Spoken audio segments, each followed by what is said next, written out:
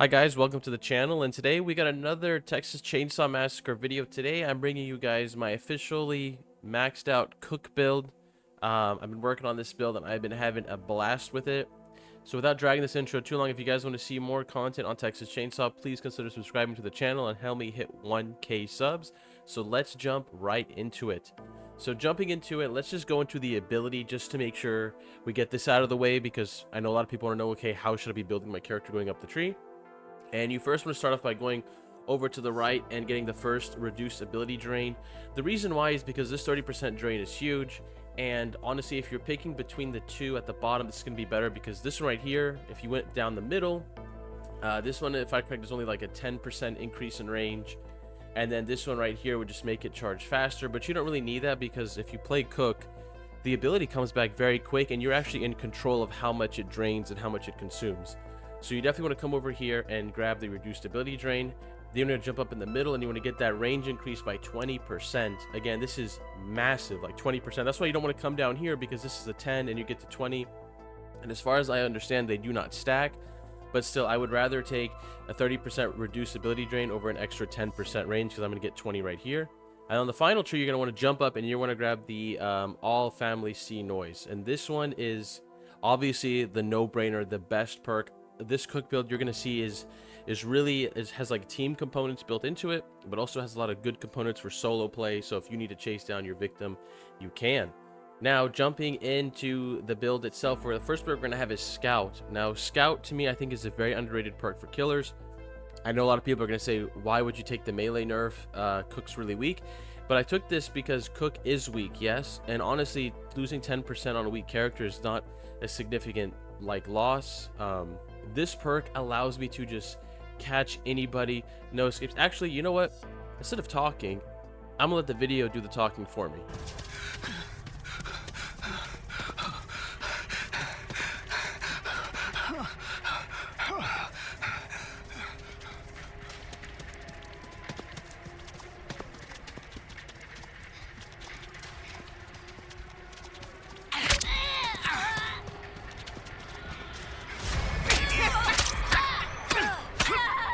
So as you guys can see, Cook with Scout is a monster, I caught Julie running all the way from generator to the front, and I beat her up.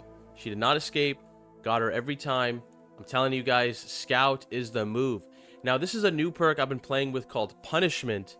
I played it on Leatherface. That's what made me come over here and use it. But the perk that I was using before was the perk where when you hit somebody, you highlight them for the team.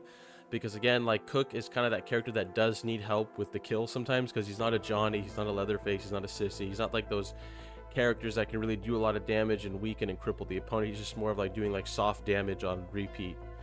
But this ability, I can't wait to play with it with Cook, because the goal when you play Cook is to kind of walk around and you want to look around and cruise and just kind of like look for your victims. Your goal is to kind of be like stationary in a way, checking exits, hearing, spotting the people for your team, so the other killers can actually go and get the kill for you.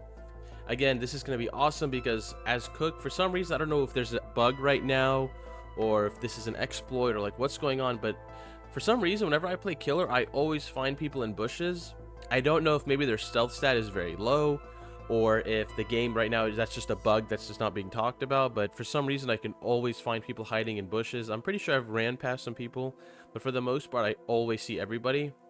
So if I'm going to hit them this hard, this is going to also compensate for the fact that I'm losing that 10% damage by getting that extra 50 hit points of damage. That is going to be insane. Like, if someone's weak, this can one-shot, basically. Think of it like that. And then for the final perk, obviously, I feel like this is a given for Cook. Security pins, the lock's gonna be 50% harder.